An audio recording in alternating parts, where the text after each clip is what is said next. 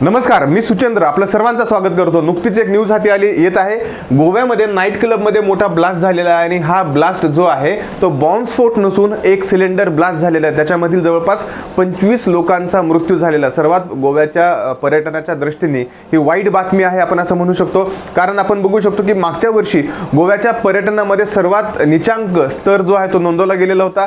या वर्षी पर्यटन वाढत असताना आणि डिसेंबरचा कालावधी हा हाय पीक पिरियड असताना असा ब्लास्ट होणे म्हणजे इथे खूप आपण म्हणू शकतो की एक डेंजरस आहे गोव्याच्या पर्यटनासाठी।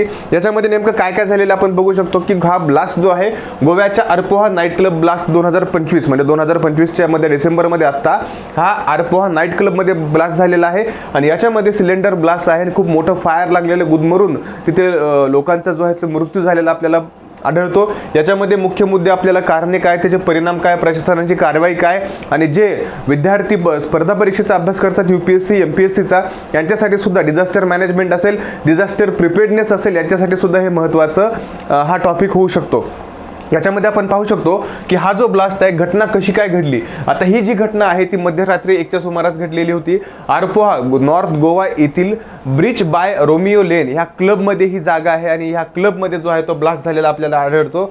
ही आग जी आहे ती किचनमध्ये झाली आणि सिलेंडरची जी गळती आहे सर्वीकडे झपाट्याने पसरलेली असं आपल्याला कळतं। क्लबमध्ये मोठ्या संख्येने कर्मचारी व पर्यटक तिथे उपस्थित होते। यासोबतच आपण बघू शकतो की मृत्यू 23 ते 25 जणांच्या याच्यामध्ये मृत्यू झाल्याची जिथे शक्यता वर्तवण्यात येत आहे। याच्यासोबतच बहुतांश जणांचा हा मृत्यू जो आहे तो त्या लागलेल्या आगीमुळे जो धूर झाला होता त्या धुरामध्ये गुदमरून झालेला आपल्याला आढळतो। 50+ पेक्षा जास्त नाईट क्लबमध्ये असणारे मेंबर जे आहेत तिथे त्यांना अस्पतालामध्ये किंवा रुग्णालयात त्यांना दाखल करण्यात आलेलं आहे। मुख्यत्वे याच्यामध्ये क्लबचे कर्मचाऱ्यांचा सुद्धा महत्त्वाचा समावेश आहे। याच्यामध्ये हे कॉज हे आग कशी पसरली आणि कशी स्प्रेड झाली हे आपण बघूयात। स्वयंपाकघरामध्ये गॅस सिलेंडरचा तिथे मोठा स्फोट झाला होता। आग काही सेकंदात पूर्ण ग्राउंडवरती पसरली होती। संपूर्ण त्या नाईट क्लबच्या फ्लोअरवरती ही आग पसरलेली आपल्याला आढळते। याच्यासोबतच फायर सेफ्टी एक्झिटचं नियमांचं पालन त्या क्लबमध्ये केलं गेलेलं नव्हतं।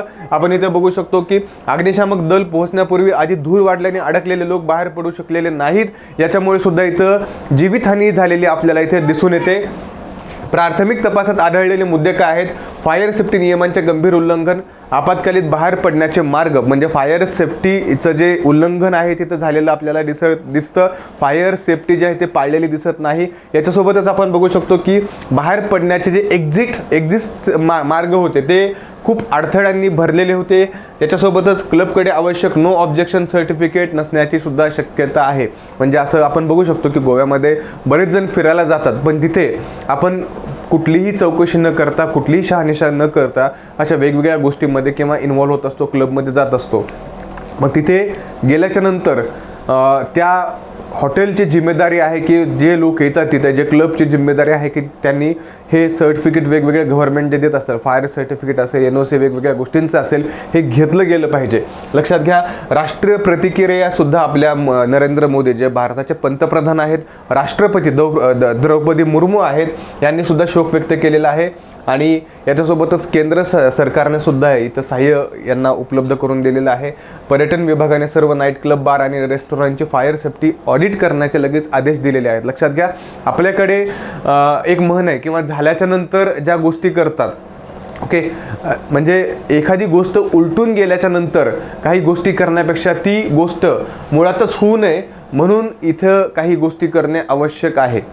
राईट, सर्व व्यावसायिक इमारतींना फायर सेफ्टी सिस्टीम अनिवार्य करण्यात येईल। आता सिलेंडर आणि किचन सुरक्षा प्रोटोकॉलचे कठोर पालन करणे आवश्यक असणार आहे। आपत्कालीन बाहेर पडण्याचे मार्ग नेहमी मोकळे ठेवणे, नियमित फायर ड्रिल आणि ऑडिट, हाय फुटफॉल पर्यटन स्थळामध्ये सुरक्षा व्यवस्थेची कडक अंमलबजावणी करणे, हे कुठल्याही व्यवस्थेमध्ये हे जे नॉर्म्स आहेत ते महत्त्वपूर्ण असणार आहेत। कारण फक्त गोव्यामध्येच नाही तर अशा घटना कुठेही होऊ शकतात, त्याच्यामुळे प्रिकॉशन घेणं हे सुद्धा खूप महत्त्वाचं आहे। म्हणजे आग लागल्याच्या नंतर, मृत्यू झाल्याच्या नंतर तिथे आपण वेगवेगळ्या गोष्टी करण्यापेक्षा अगोदर जर प्रिकॉशन घेतले तर नक्कीच अशा गोष्टींना जे आहे ते निश्चितच आळा घालता येईल। त्याच्यामुळे प्रत्येक गोष्ट जे व्यावसायिक असतील जे किंवा जे मोठमोठ्या इंडस्ट्री असतील यांनी हे नॉर्म्स जे आहेत ते गव्हर्नमेंटने दिलेले नॉर्म्स नक्कीच पाळायला हवेत। आणि नक्कीच अशा घटनांनी आपल्याला सुद्धा दुःख होतं खूप, कारण नाहक अशा व्यक्तींचा बळी जातोय जे तिथे आनंद सेलिब्रेट करायला, आनंद साजरा करायला तिथे गेलेले असतात। नाहक अशा व्यक्तींचा जो आहे तो मृत्यू झालेला आहे आणि खरंच अशा गोष्टी होऊ नयेत याच्यासाठी अगोदरपासून प्रत्येक व्यवस्थेने हे प्रिपेअर्ड असलं पाहिजे। इथं ही सर्वात महत्त्वाची गोष्ट आहे। आज इथेच थांबूयात। धन्यवाद।